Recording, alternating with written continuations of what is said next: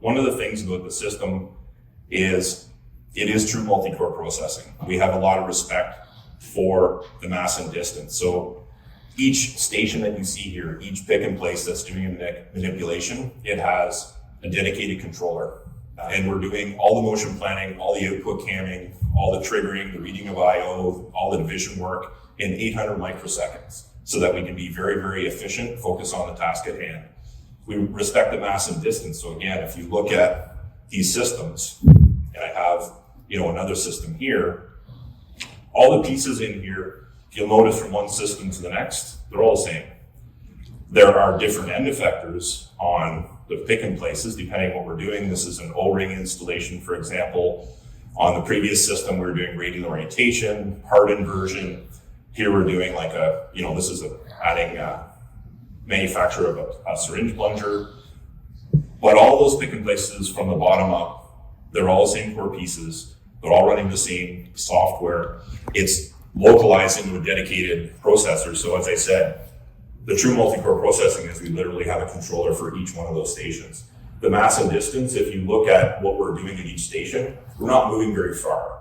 One of the reasons that off-the-shelf robotics cannot achieve the rates that we are is that they're too general purpose. They're trying to cover too much territory to increase the number of applications they can be used for. So servos only care about mass and distance. We've limited the stroke on these guys to plus or minus 150 millimeters, period, end of story. If you see the arms themselves, there's a lot of material that's removed, finite element analysis, studying and analyzing to make sure we have enough structure to do the work. But we're not going any further than we have to. We're not carrying any more mass than we have to. And we've got a dedicated controller doing all the work. And on top of that, it's all synchronously cammed. So everything that we're doing here is in anticipation. As a pallet comes into the station, we're not waiting for it to get there.